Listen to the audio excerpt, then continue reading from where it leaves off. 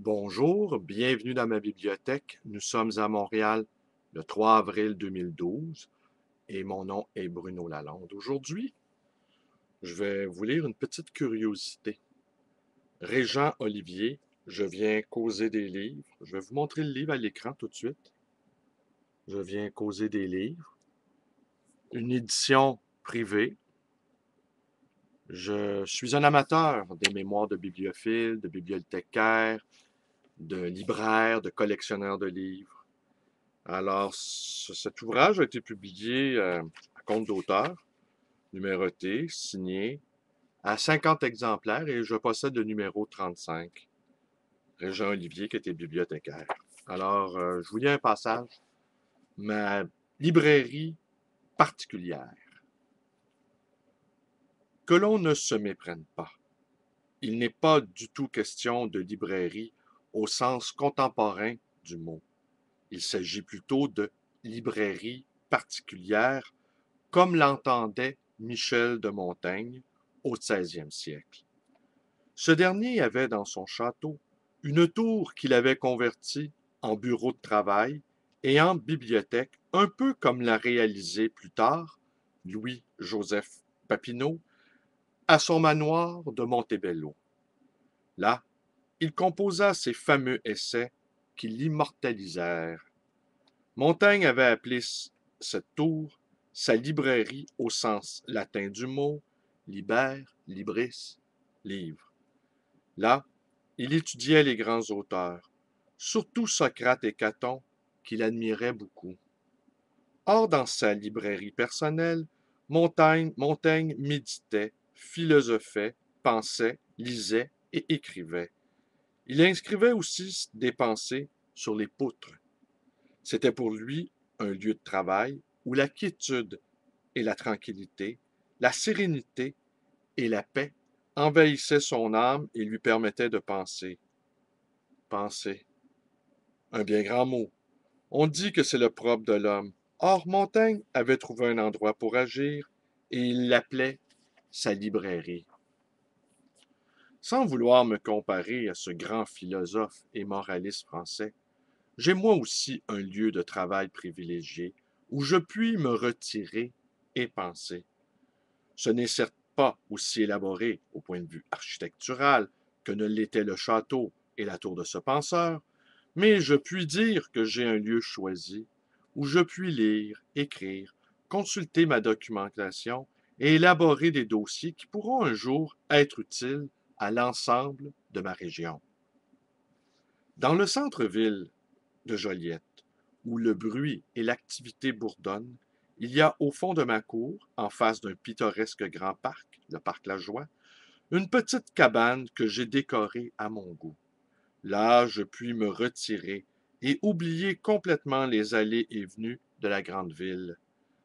La verdure environnante et le grand air pur, ainsi que le sable beige de la cour, me font facilement croire que je suis en pleine nature dans cette campagne française ou québécoise et que je puis profiter amplement de chaque moment du jour.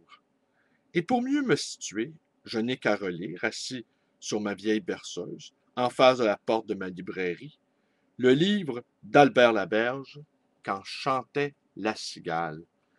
Alors je me sens aussi heureux que Laberge dans son Châteauguay natal, ou que n'importe quel autre naturaliste dans son grand univers. D'aspect plutôt sommaire, ma librairie présente un revêtement extérieur de couleur rouge foncé. Une porte peut demeurer ouverte durant l'été pour faire entrer l'air du parc. Une fenêtre à 12 carreaux laisse voir les arbres fruitiers, pommes et pruniers que j'ai plantés il y a 15 ans déjà.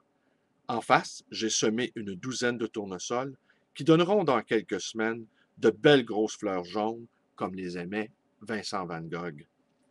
Si on entre, on est vite surpris par la surcharge de documentation, livres, dossiers et fichiers qui encombrent presque complètement la pièce unique. Mais on distingue vite une table de travail avec des fichiers et une machine à écrire qui semble vibrer presque quotidiennement sous les doigts du bibliographe. Au fond des boîtes de livres, toutes numérotées, en entrant à gauche, un grand bahut en bois qui supporte des dizaines de boîtes de livres. À gauche, une belle armoire québécoise remplie de livres à n'en craquer. Ces quelques meubles donnent à la pièce une atmosphère surannée. Sur deux tablettes, au fond, des dictionnaires, des ouvrages de référence, bibliographies, catalogues et autres instruments de travail utiles à une tête bien faite.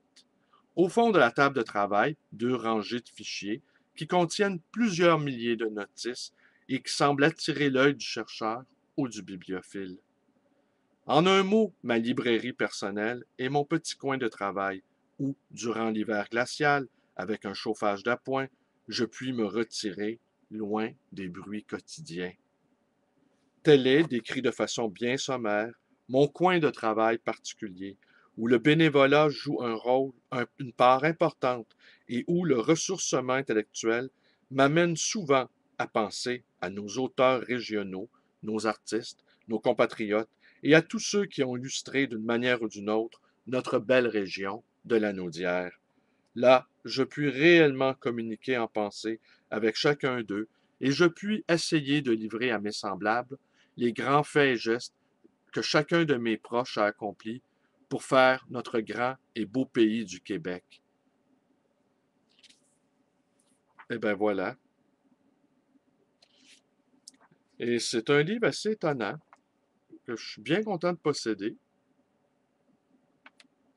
Et comme je vous le disais, j'ai une affection particulière pour ce type d'ouvrage, que je collectionne également.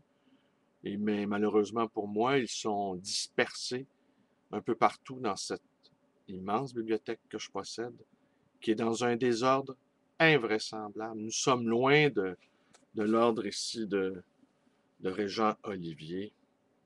Mais enfin, je vais finir par mettre de l'ordre dans ma bibliothèque. Et éventuellement, je sais que certains d'entre vous espèrent voir un documentaire sur ma bibliothèque, ce qui ne saurait tarder au cours de l'année 2012, en fait. C'est mon projet. Mettre de l'ordre dans ma bibliothèque et faire un documentaire là-dessus. Mais en attendant, j'avais envie de partager avec vous cette expérience de bibliophile qui s'est construit une petite cabane remplie de livres dans la belle région de la Naudière. Alors voilà, c'est tout pour aujourd'hui. Si mes vidéos vous plaisent, vous pouvez vous abonner à ma chaîne YouTube, B. Lalonde 100. Vous pouvez également devenir une ou un camarade Facebook en vous joignant à ma page. Vous pouvez me téléphoner à ma librairie dans le 514-736-0999 et vous pouvez également me rendre visite à la dite librairie, le Livre Voyageur, dans le quartier Côte-des-Neiges. Merci et bonne journée.